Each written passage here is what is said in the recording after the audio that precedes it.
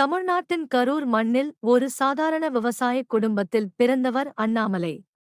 சிறுவயதிலேயே உழைப்பும் ஒழுக்கமும் அவரின் வாழ்க்கையின் அடித்தளமாக அமைந்தது. கல்வியில் சிறந்து விளங்கி பொறியியல் படிப்பை முடித்த அவர் பின்னர் இந்தியாவின் மிக கடினமான யுபிஎஸ்சி தேர்வில் வெற்றி பெற்று ஐபிஎஸ் அதிகாரியாக உயர்ந்தார். கர்நாடகாவில் பணியாற்றிய காலத்தில் அவர் சிங்கம் என அழைக்கப்பட்டார்.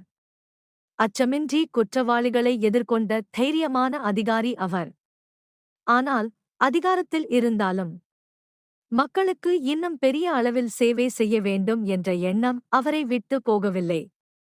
அதனால்தான் 2019ஆம் ஆண்டு அவர் தனது ஐபிஎஸ் பதவியை தன்னார்வமாக ராஜினாமா செய்தார். அதன் பிறகு 2020இல் அவர் இந்திய ஜனதா கட்சியில் இணைந்து அரசியல் பயணத்தை தொடங்கினார். அவரது நேர்மை, தைரியம் மற்றும் உறுதியான பேச்சு மக்களிடம் விரைவில் ஒரு தனி இடத்தை பெற்றுத் தந்தது. 2021ஆம் ஆண்டு அவர் தமிழ்நாடு பிஜேபி தலைவராக பொறுப்பேற்றார். அதன் மூலம் மாநில அரசியலில் ஒரு புதிய மாற்றத்தை உருவாக்கத் தொடங்கினார்.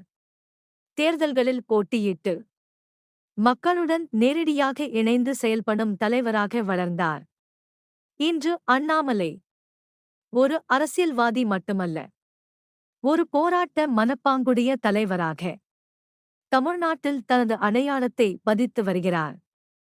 இது ஒரு சாதாரண மனிதனின் கதை அல்ல, உழைப்பால் உருவான ஒரு தலைவரின் பயணம்.